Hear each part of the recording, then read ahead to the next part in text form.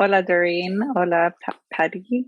Bienvenidos a Agora. Welcome to Agora. I'm super excited to have this conversation and have this opportunity to have this talk with both of you. Being that I'm Mexican American, I have a lot of, I wouldn't say experience, but I do have a lot of knowledge around just like contemporary art in Mexico.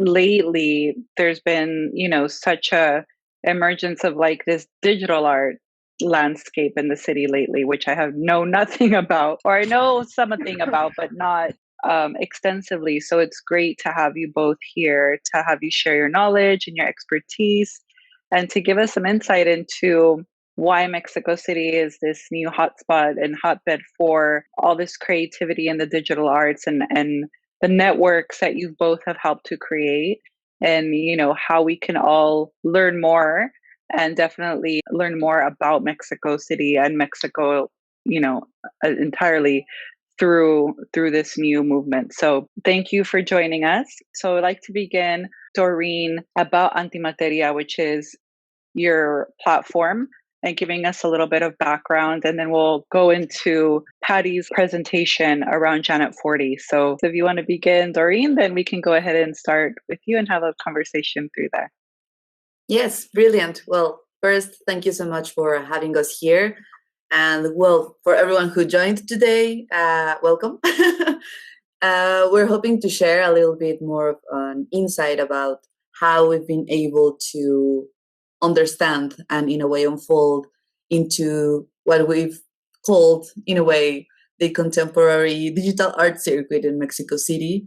Even though neither Patty or myself are from Mexico City, I think it's an interesting perspective as well to see how once we've moved into the city and understood other sort of ways of approaching and creating these collaborative spaces, how this expanded into what we have as a practice today. So actually, Patty and I met through Antimateria when I was starting this platform back in 2015.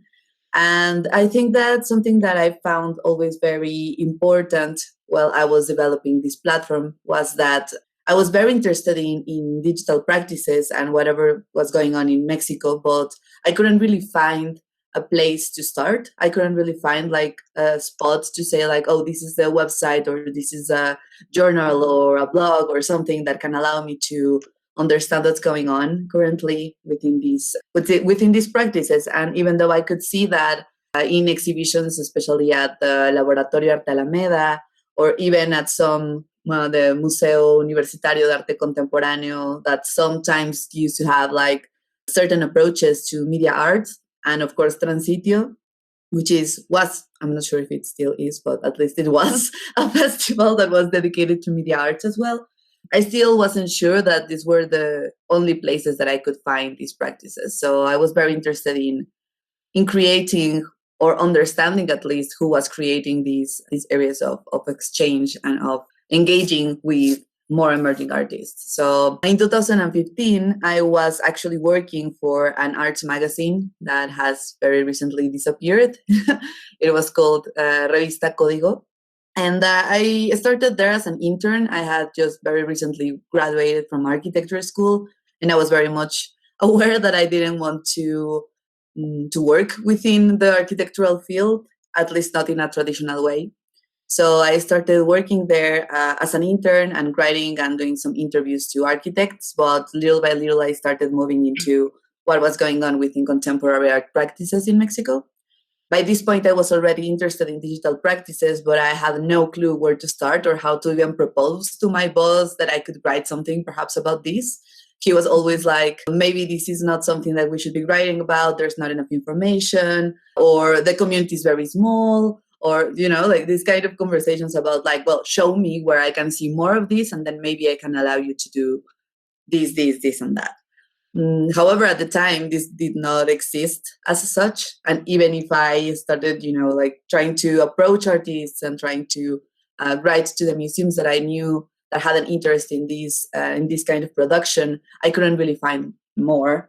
So that's when I decided, of course, like if this is something that needs to be done and that hasn't been put into, I don't know, like a perspective in which this is an area that is interesting to research and understand in a deeper way, then I might as well start the place to do so.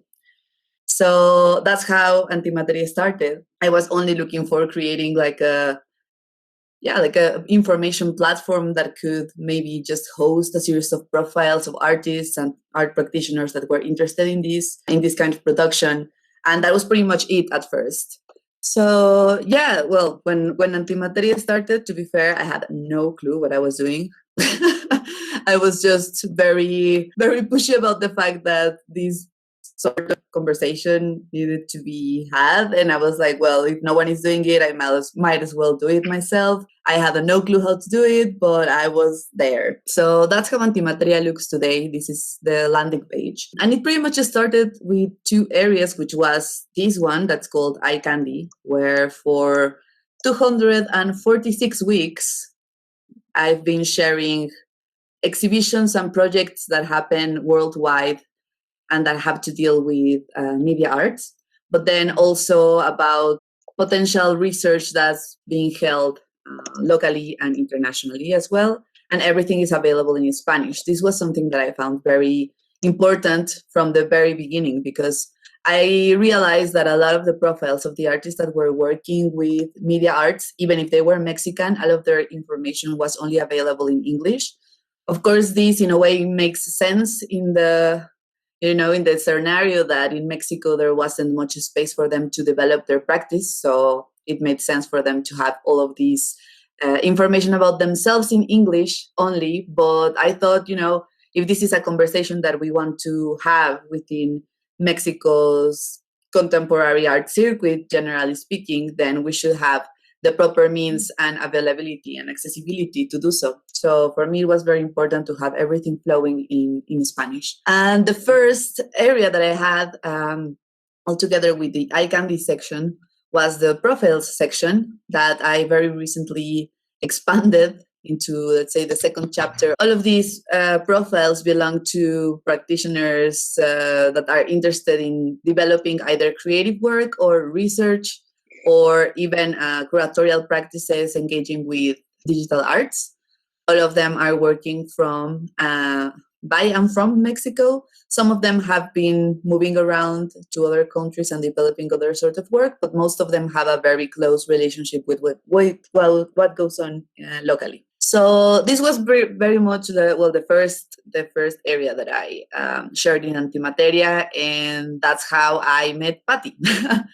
I think at first for me it was like, well, I know this person that is doing this work and that I find interesting because of several reasons. And then I interviewed them and created their profiles and shared that online.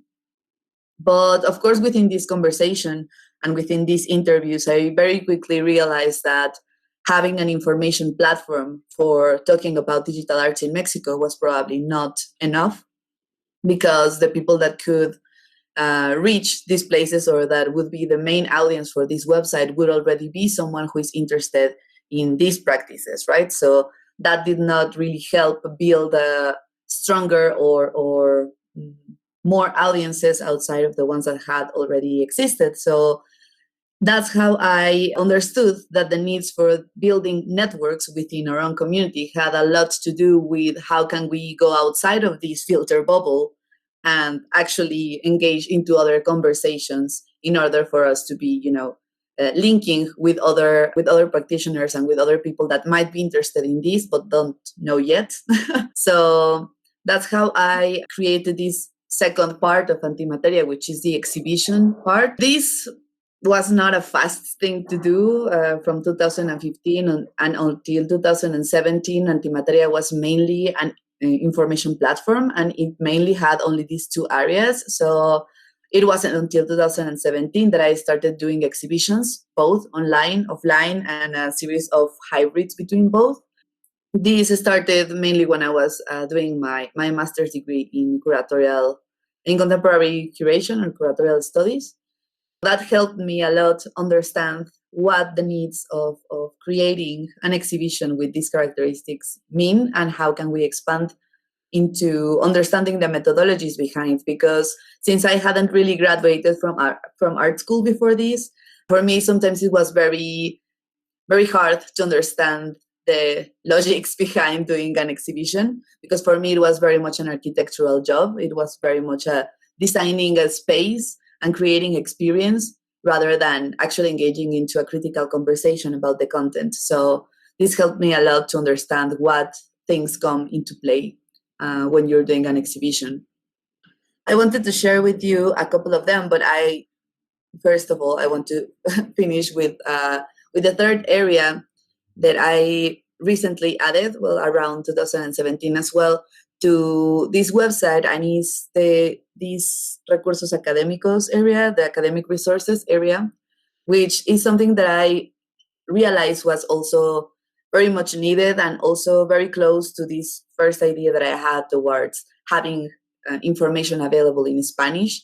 At first, it was only information, and it was only about, getting to know the people who are working within this field. But then very quickly, of course, I realized by doing my master's degree that another part that was missing was everything dealing with research and with understanding from and by Mexico what is going on in terms of digital practices. So I started writing some essays myself, and I started creating a series of collections like this one, which is Curatorial Strategies and Post-Digital Art. I'm talking about things like digital culture and the politics of the intangible, the digital body, human-machine exchange, and these sort of things. And this is something that got reinforced when I started working as a lecturer at the Universidad Autónoma del Estado de Mexico 3 years ago. So I started teaching at the BA in Digital Arts, and I realized that then again, a lot of the bibliography and references and essays that they could read in order to create their own practice were only available in English, or if they were available in Spanish, it was the translation of something that did not necessarily engage with our local context. So I thought it was very important as well to have this local view on what's going on in terms of this sort of production. So yeah, this was the third and last area that I added to Antimateria, which is always in constant flow and changing. And in a way, I think Antimateria will be like a lot of things in life in a perpetual beta stage. Just, adding, removing, and remixing and rethinking what are the needs of this community and how to actually reinforce these networks of exchange. But most importantly, I've always thought that this has to be done through a very sensible way and through, networks of affection. So for me, it's very important that all this content is available, accessible, and free for everyone, always. So sometimes that gets, very hard when you have no funding or other sort of resources. But I mean, this is something that I've always thought that is just, a key conversation to be had. And I'd like to finish off with one exhibition that I curated last year for the HelloWorld Festival, which is a media arts festival dedicated to women that work with self practices. And well, last year I had the opportunity to curate the exhibition that was called Ligera como una pluma, tiesa como una tabla. I don't know what's the proper way to translate that to English, but it's mainly a quote from a movie about young witches and rituals. So this exhibition was held at el Museo de las Culturas del Mundo, and it's basically a way of approaching what goes on in terms of female digital practice in Mexico. And so even though all of these artworks look very differently and even approach the notion of creating or building through digital tools in very particular ways, I thought, by putting this together and sharing this around and having conversations towards what does it mean to be a woman creating through digital means in Mexico, well, that was like the main part or the key starting point for the curatorial process behind this. And interestingly enough, this year, Patty is the selected curator for this year's edition of this festival. So I thought this might be an interesting way to pass the mic to Patty and for her to share with us her practice and what she's been working on for the past years. Thank you. Thank you, Doreen, and thank you for having us. Thank you for having us here. We're really excited for this talk. And I just want to quickly introduce myself by saying that I studied visual and media arts, and I graduated with a focus on curatorial practices. But I was always sort of interested in what happens when an artist starts curating, or what the boundaries are on artistic practice and curatorial practice. And so I specialized in that. And then when I graduated, I started working for commercial projects. I worked for several galleries, and now I work for an art fair. And so my business partner, Luis Nava, and myself, we started thinking about how we've always been big fans of digital work and digital practices and new media practices. And he also worked in commercial projects. And so we started seeing a big gap especially in the Mexico City gallery scene. There weren't many digital artists, or just in general, but especially Mexican digital artists. And so we wanted to create a space for the people we were fans of, basically, and we were friends with.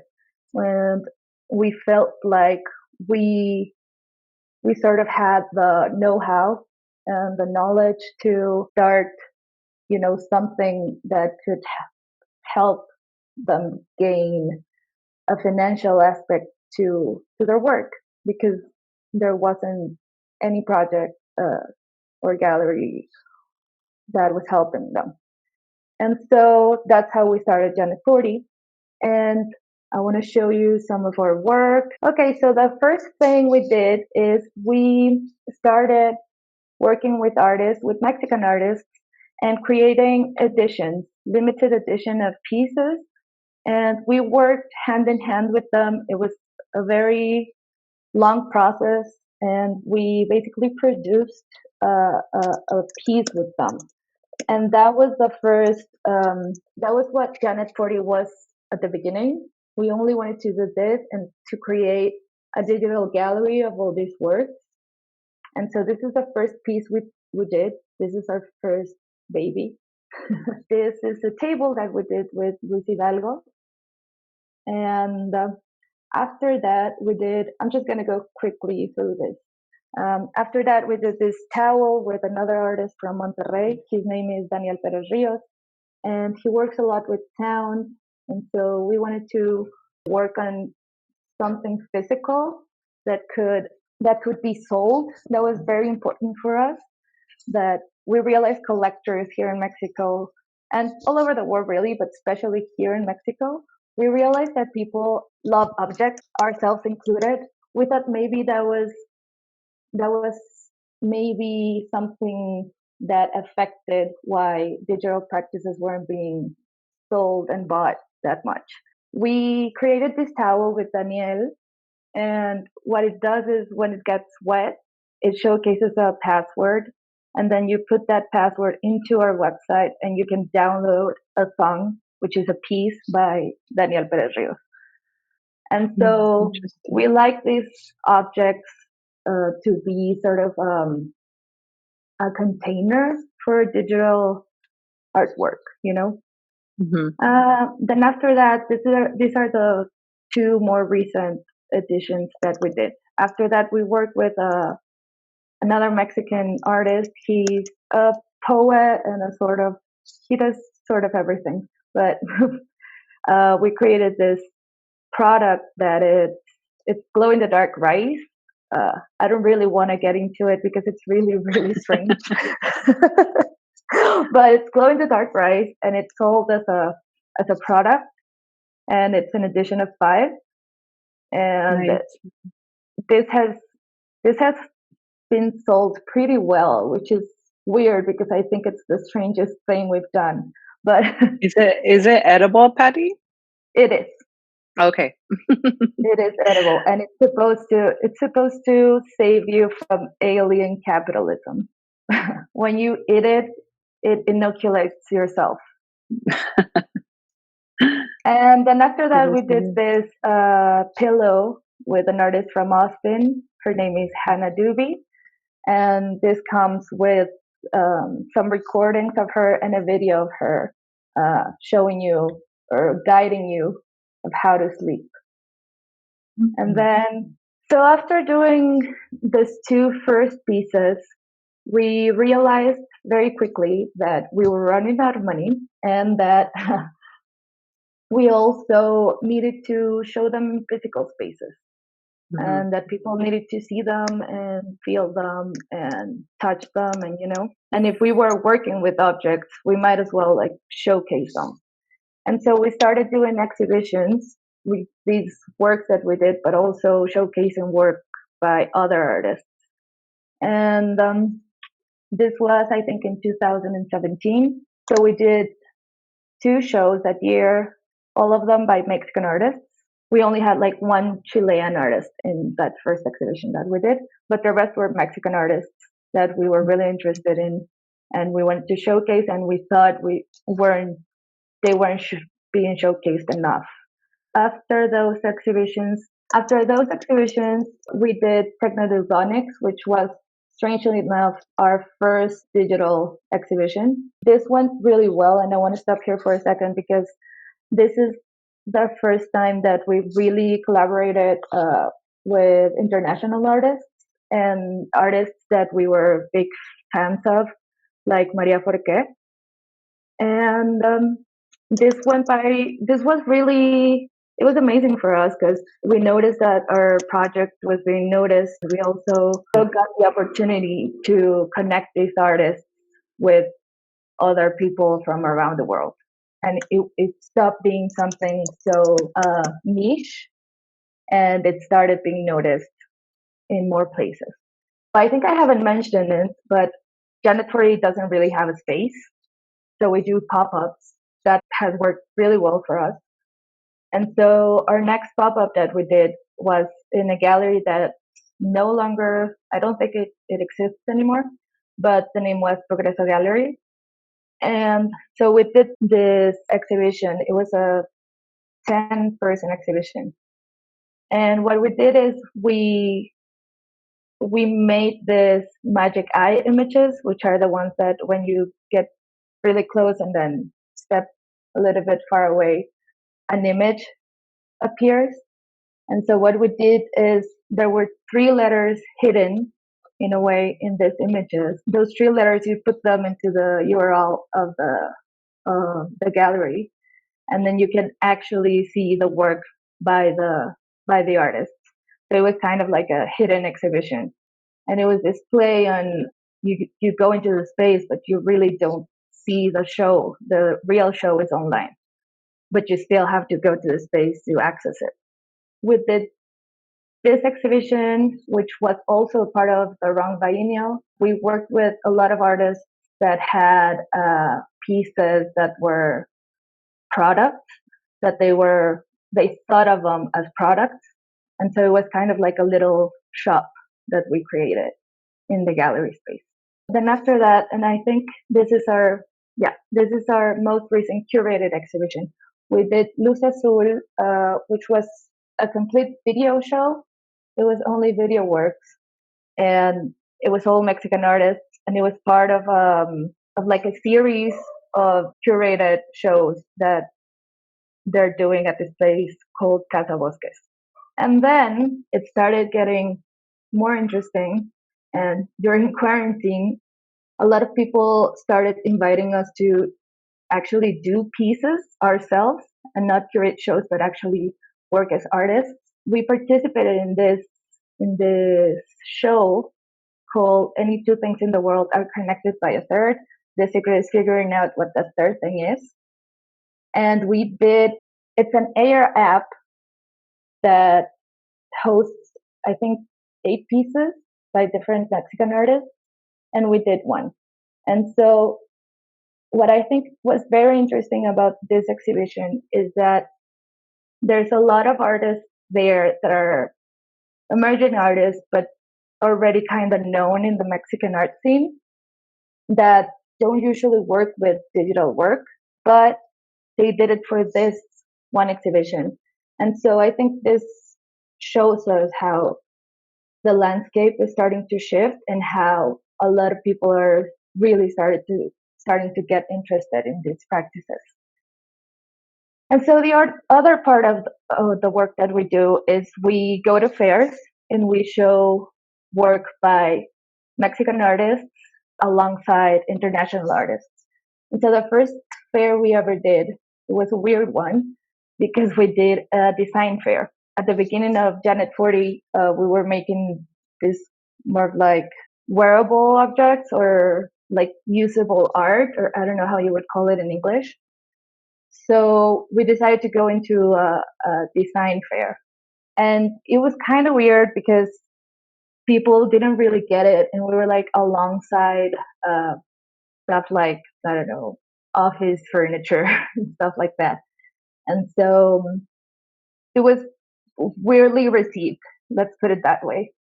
And then after that, we went to Material Art Fair, and that's where we noticed that we might as well just accept that we are an art project and not really a design one, because people tended to get it more and it was more appreciated as what it is. And so this is the first year we did it. We showcased Mónica López, Real Madrid, Luis Hidalgo, and Daniel Pérez Ríos. And then after that, we did Material Art Fair Volume 6 in 2019. Then we did Material Art Fair Volume 7, that was this year. And then we went to Swab Art Fair with Julieta Gil, which is an amazing Mexican artist. And Swab Art Fair was in Barcelona, and it was the first international art fair that we did.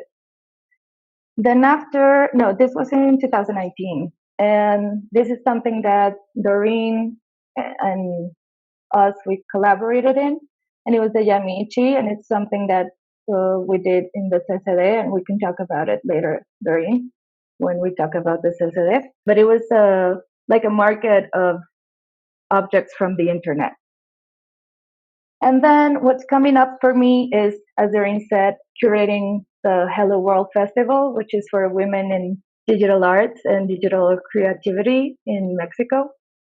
And I'm really excited for this one. I think it's really important to say that it's run by all women and it's an independent project, and they raise all the money by themselves, and the final show is in a museum. So it's very impressive what they're doing.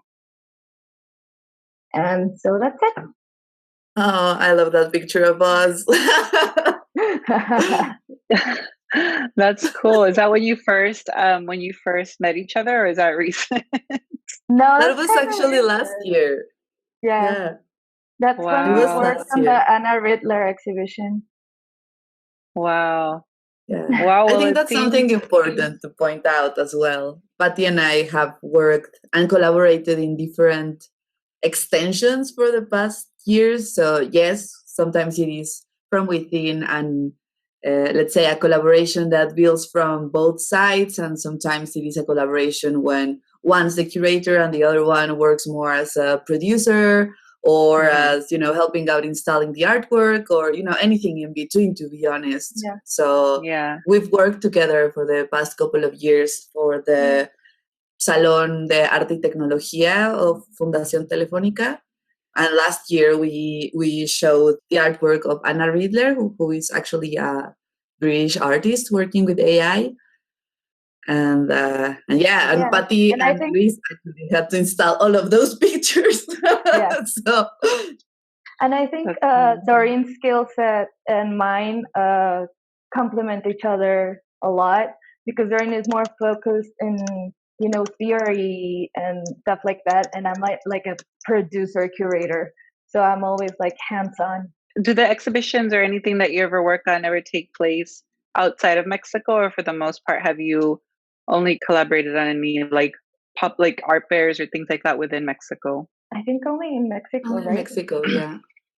Thank you so much for those presentations. They were amazing, and I can only describe you both as trailblazers in in the digital arts in Mexico. So it's really, really interesting to hear all of the progress and all of the literal like steps and bricks that you guys have laid for not just digital artists, but women in digital arts and the whole community. So the first question, I have a lot of information and it's a lot of great resources that you have provided as well. Just having the both websites available, Doreen, with the portfolio and the academic kind of side of work, and then Janet40 that has more of like that kinds of exhibitions and work that your artists have produced already. I kind of want to start with like networks of these artists because I know there were both websites built to support these networks and to have a platform for these networks to exist and share their work and things like that. Because I know a lot of the networks have been popping up and they're just kind of exploding all over the city into these small artist run projects or collectives and things, and now they're focusing more on digital art. So can you tell us a little bit about like some of the digital art networks in Mexico, how they work? How do you connect with them? For Janet40, it has been a labor of researching artists. Like I said, this whole thing kind of started because we really believed in our friends' work, basically. And so a lot of connections have stemmed from that. And also Instagram. We just look at Instagram a lot, and yeah, we just write to people, and if they like what we're doing, then we collaborate. I think for me it has been, I don't know, sometimes I like go back in time in my mind and I think how naive I was when I started Antimateria, because I was like, yeah, of course this is going to be like, super easy to just go on and understand what's going on within this art circuit. And as for someone like myself who had at that point very recently moved to Mexico City, who hadn't studied arts, well, I had just no clue what was waiting there for me. But but I think that in a way, for me, when I started doing these interviews, that's how I tried to start creating this network, at least for Antimateria, and try to connect. It was very much like a case in where I interviewed someone, and then that someone knew another someone who was already working with something similar, and then that someone met another someone, and so forth. So I think in a way it was a very organic way of building the network of people that I have collaborated with since then, and it has expanded in the same way as well. Sometimes it is very much about being there also for everything that these artists and curators and producers are working on. I think that's something that I found very important as well, to be present in whatever they're working on as well. I'm not sure if that's like the obvious case or the obvious scenario, but at least for me, it has always been about that. It has, if I know one person who has already, I don't know, like been working in whatever event or talk or panel or exhibition, that by being there, you're able to expand this network. So that's the reason why I think it's a very effective, not necessarily effective exchange, because it comes from there. I think, at least for me, it has always been something that feels quite sensible and quite organic, in the sense of being there for each other. Like it's very personal what we do. And just to follow up on your question, Mishelle, about the institutions, I really don't think that, especially younger artists, that they're very linked to institutions. But I do think Doreen and myself, were trying to help them do that. Do you think it's important for funding, or do you think it's important just for them to have that academic kind of background so that their work is like taken seriously? Or what do you think? I think it's important for funding. I mean, I'm always like a cheerleader for artists getting paid, and of course, is, but she is also more focused on academia. So I don't know if you wanna. follow up on Well, that. I think for me it is, I don't know, it's sometimes very topic to talk about that. But for me, when I started working at the Centro de Cultura Digital, it was a lot about thinking how can we redistribute the resources that we have available. So for me, Yeah. it was like sometimes what's available, it's not necessarily a budget, but it's a space or it's mentoring or it's other sort of resources that can help out build a stronger practice for these artists. So I think also when I started lecturing as well, I realized that there was like a big lack of information in regards to what these younger practitioners were doing. So for me, it's very much about, like always being like, here's some bibliography, here's some references, let's do this, let's do that, let's just start writing and moving from here to there. And especially since I don't, recently I started lecturing for a school based in Mexico City, but the last 3 years have been for a school that is not in Mexico City. So that's even a harder conversation to be had because, a lot of these artists are like, these younger artists are like, oh, but if I am not in Mexico City, does that mean I cannot make it? Does that mean my work is not relevant enough? It's not important enough? How can I, connect to these other resources, whether that be a space for exhibiting my work or a space for even talking with other artists who might be interested in the same things that I am. So I think that for me, I've always tried to think about my work there, like both from the curatorial perspective and from the teaching perspective as someone who can reach these sides. If I've already been able to, to approach this other area that might be much more institutionalized, but that can help other artists get there, then, also exchanging these resources is important. I think that's what Janet40 does, but more in a commercial aspect. Yeah, I agree. My question, I guess, is continuing from that is like, how do you retain these communities of artists and people that you work with and have them expand the network and kind of co-collaborate and find ways to, I don't know, even through your academic resources, Doreen, is there a way for other artists to contribute to that, maybe aspect of Antimateria where they're also able to keep kind of the collaborations and the networks going after? Well, I think it's a case of always trying to keep the conversation flowing in terms, for instance, in terms of research. For me, it is very important that my students are able to have a space also in Antimateria to share their work within the profiles section, but also what they've been writing, not necessarily only for my lectures, but, perhaps other things that they have there. And I help out a little bit with, polishing the writing part and then, polishing that and translating that sometimes even in English. Do you do all the translations yourself, or do you do translations most yourself? Most of the times I do. Yeah. Oh, wow. Not with every single thing, but I try to have a nice amount of translations available for people to read as well. For myself, I don't know, I think we try to do as much events and exhibitions as we can, just to, again, keep the conversation flowing. And also I just make myself available for any artist that wants to talk. And I know Doreen does that as well. And really just being there, like, exchange of ideas.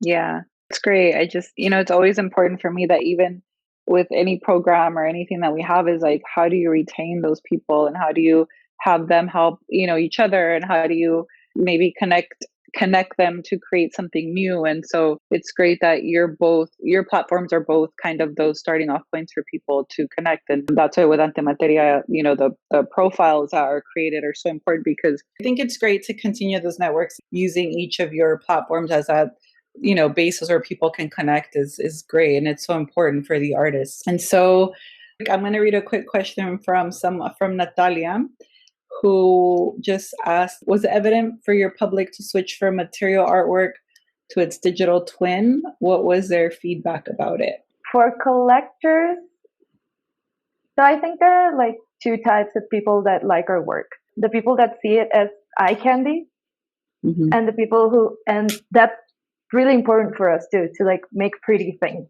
because we do like objects. We're obsessed.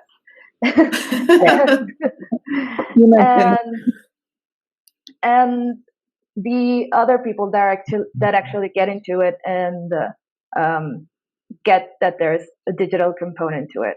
Their feedback was, yeah, we're more interested in the people that actually care about the digital component, because we see that a lot of times people just stay with the visual part of it.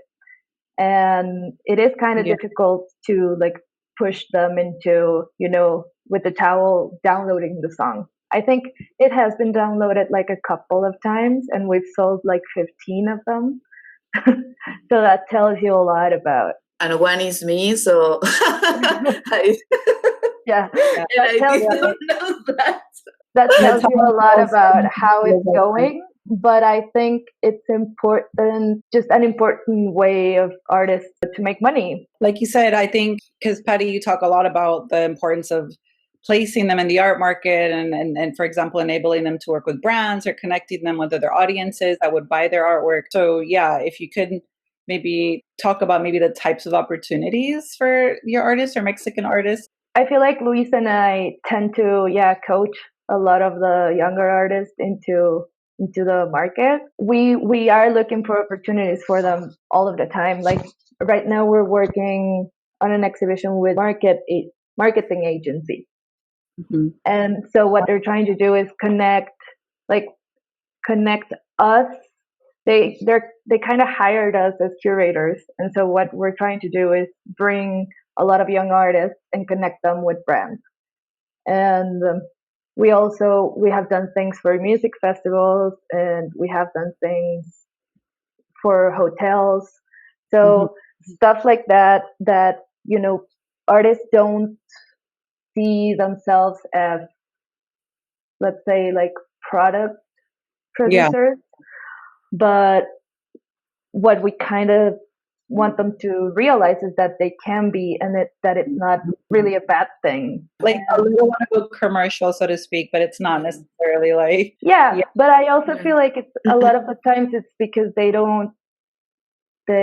they've never really thought about their work as something physical. That's what we've discovered. And so we just work with them hand in hand to translate it into something that is physical and that works for them and that can be sold. Do you ever get someone that's by the opposite end, like not the artist, but like you said, a marketing agency or someone that comes to you specifically for something, and then you're like, think of the artist, like, oh, I know someone that can do this, or is it kind of the other way? No, we do a lot of that actually. Yeah, we do a lot of that, and we also, and I'm sure Doreen does that too, we recommend a lot of artists for other exhibitions, for museum exhibitions, for gallery exhibitions. Yeah, we just drop names all around.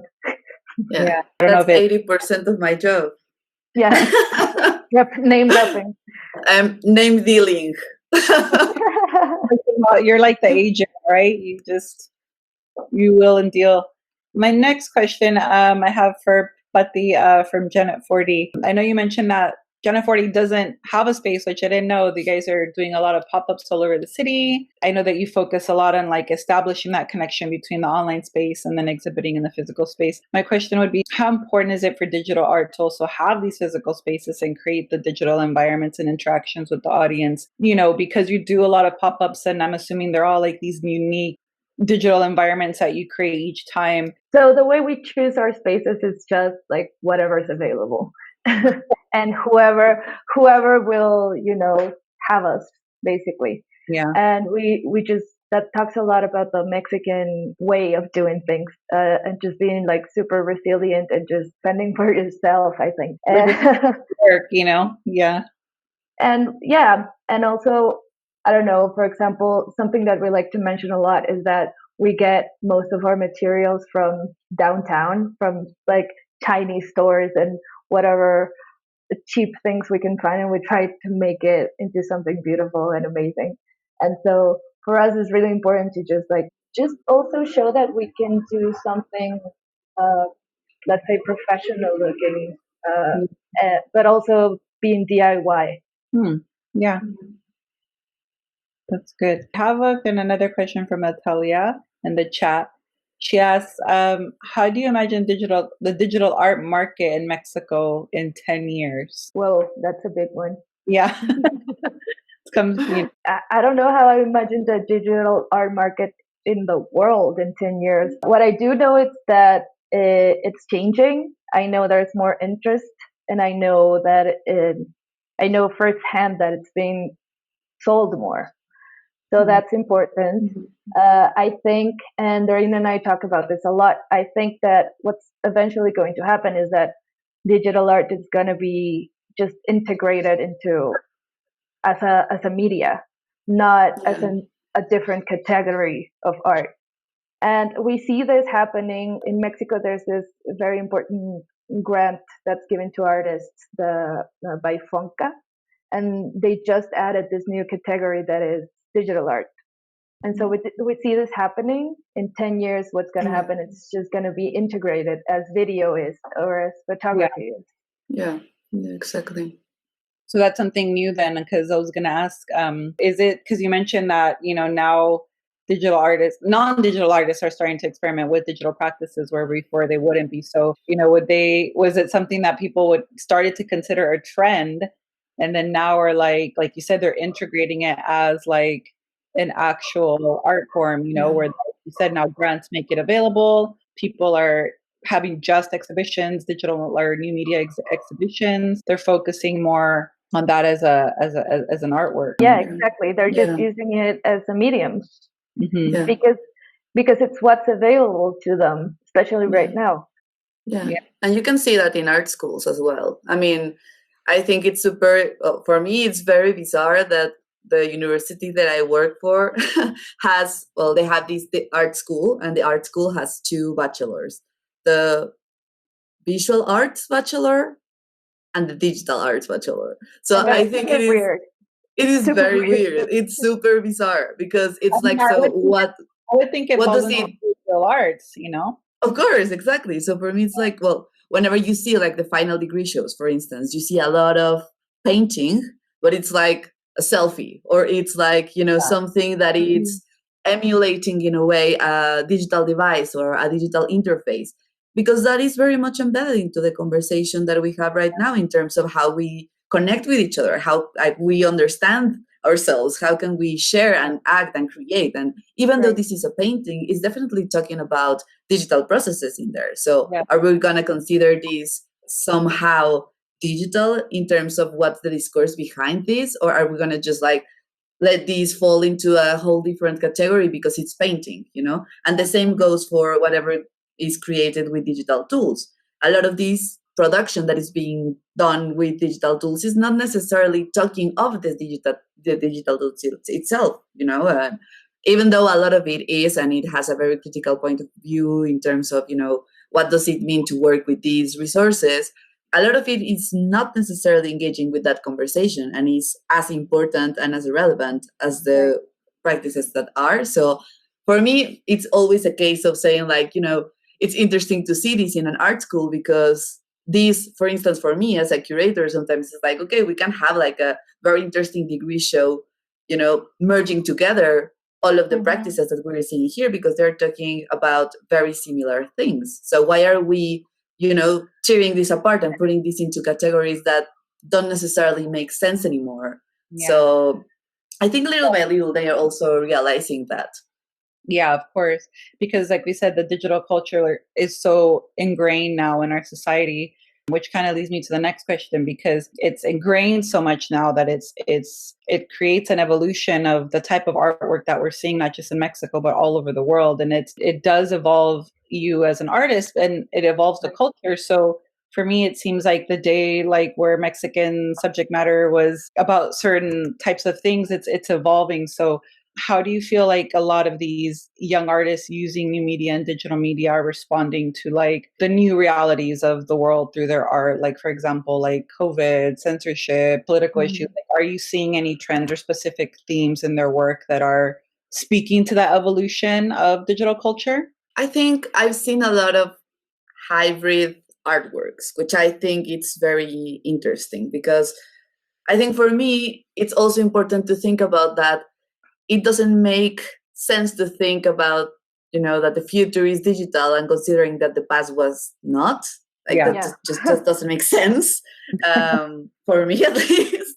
Yeah. So in that same line of thinking, is like, what we need to do is not that one against the other, or one more relevant than the other, or one being, like more accessible than the other. Is more about what do you have then again available, and how do you work with that. So I think that hybrid artworks that deal in a way with, both sides of what's inside the screen and what's outside the screen is what I've been seeing as a trend. I think, for the past couple of years, at least in terms of like very, very emerging artwork, like literally what's going on in art schools. That's what I've seen. A lot of people who are, for instance, very interested in illustration, and they have like, a practice of made illustration, but then they are adding a layer of augmented reality to it because they feel like, this is an interesting way for them to expand their artwork as well. Yeah. And since they do have these tools available, this is something that they've been exploring, and I can see that like over and over. I think that probably the past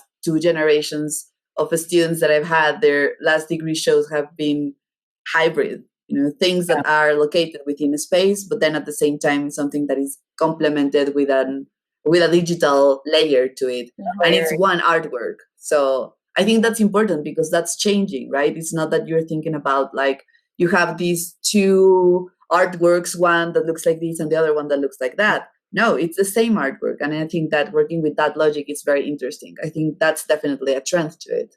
Yeah. I mean, I've experienced it as well. I've worked with a couple of artists that have taken, like you said, the reality and just made it more accessible or more pervasive to whatever the subject matter is by adding that digital layer. But it doesn't take away the fact that it's based in reality and based in our world. Patty, what do you think about that? Have you seen any similar to Doreen, that more of a hybrid culture with?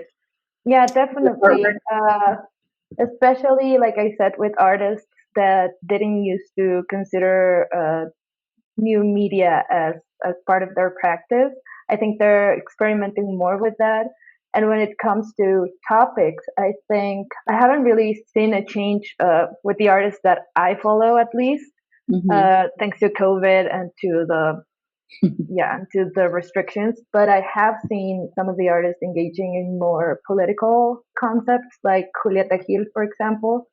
Yeah, she's working. Well, she has been working with the protests that the Women's March that happened here in Mexico. She has working with that. She has been working with that topic, which is very interesting.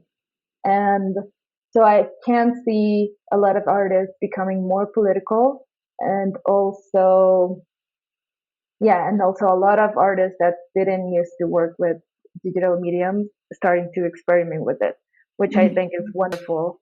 Me too. I know you both talked about like HelloWorld, but you're taking over this year and stuff.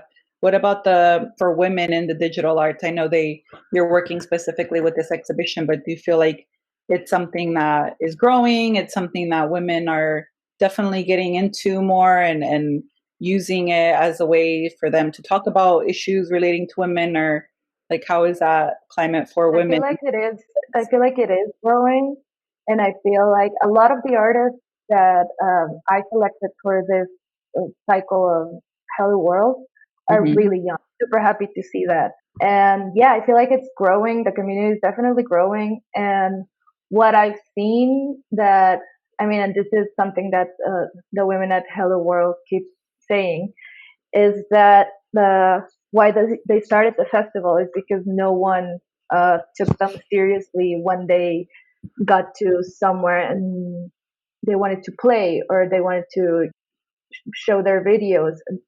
Like, people didn't take them seriously and they thought they were like assistants, or they didn't know how to set up their equipment. So this is something that definitely still happens. I feel like especially somewhere like, not, in Mexico, but other countries too, that have that kind of like element of women not really driving these industries or driving these networks, right? Right, it happens a lot. And it happens to me as a producer. I'm the producer for an art fair, and like, people don't really take me seriously sometimes. And I think that's like something that has happened to a lot of women here. But I do think HelloWorld is helping change that, and I also think they're building networks in which we all know each other, so we all know what the other one does, and we can tell people, Yeah. So they're forming, are you saying they're forming a lot of women-led collectives, women-led digital art kind of network? Yeah, definitely. But also just creating this knowledge of, that the other person is doing this. And so if you see them working at some place, then you can tell people like this, she knows what she's doing. Yeah.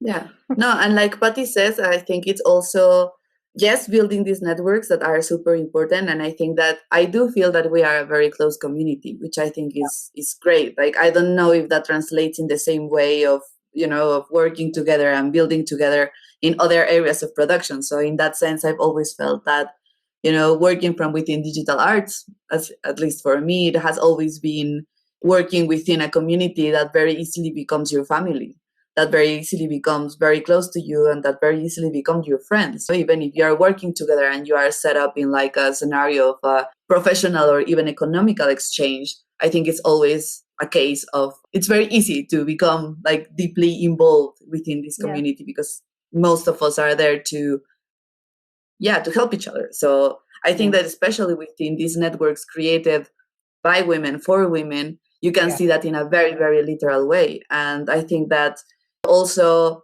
like Patty says, whenever you are having like setting up an exhibition or having a performance, or for me, for instance, I also work sometimes as a BJ, so I play visuals for different events. And for me, along I'm crazy. Yes, that's true. So this project, for instance, I started collaborating with another partner for the past like years, and this year I started working on my own under the name Mini-Pixel. I love my name. I love that name. But throughout the years, I think it's always been a case of like, oh, so you need help installing and setting up your stuff. Oh, you don't know how to do this and do that. And for me, it's like, it's very interesting to see that within that area, but then also within, for instance, the curatorial side of installing the artwork, or like, especially when you're dealing with like very heavy tech. And it's normally, like a case of like, do you need help with that? And it's like, for me, it's very funny because it's like, well, of course I don't. Like, I first of all, I'm an architect, so don't approach me that way. I know what I'm doing. I know how to build things. And then second of all, my only talent in this world is to connect things, to connect wires, to open up things, and then to putting that back together. That's my only talent in life. So, okay. But then again, I think it's an interesting conversation to be had, because sometimes it's not that people is aware that they are doing that. And genuinely, sometimes it's a case that, they want to help.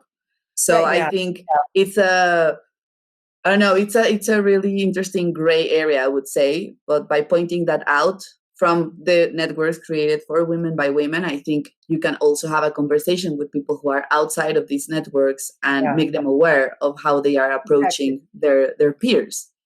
Yeah, exactly. Create more like of a dialogue on awareness about that. I've heard one final thought on that. Like, I've heard a lot of people say that obviously a lot of the digital arts kind of movement right now is based in Mexico City. I know neither of you are from Mexico City. Are there other cities within Mexico that you feel also have like emerging scenes? Is there a way for them also to network, and are they part of networks that are currently in Mexico City? Or is it kind of a separate thing? Like, a lot of this is based just in... I think specifically for digital art, I think Mexico City is where most of it is happening, but also, and I think it's mostly thanks to Doreen, Toluca. There's a lot of things. There's a lot of things happening in Toluca. It's where that bachelor in digital art is. Oh, okay. And I think it's a rare one. So it's crazy. I think that I'm also the consequence of that. Like, Toluca is very close to Mexico City. It's like a 1 hour drive from Mexico City. But aside from these two places, there's a lot of things happening in Guadalajara, just surrounding like emerging art, but also in Tijuana. Tijuana has always been a hub for electronic and digital art. And I think it has like died down a little bit this recent years. Like historically, it has been a place in Mexico where a lot of artists, like electronic and digital artists, have come from. Yeah. But strangely, like the newer generations are not so interested in that in Tijuana. I don't know why that is. Maybe they got tired of it. I don't know. Maybe I think it is also important to point out that, at least I think that in Mexico, generally speaking, media arts production has always been very closely tied to electronic music. So whenever you can find, like electronic music, like very strong practices and very strong events, you can, it's almost the case that you're going to find in the same place a media arts scene developing. So I think that's the reason why Tijuana, well, at least in the early 2000s, it was very important for that. A lot of the artists that started there eventually moved to other places as well.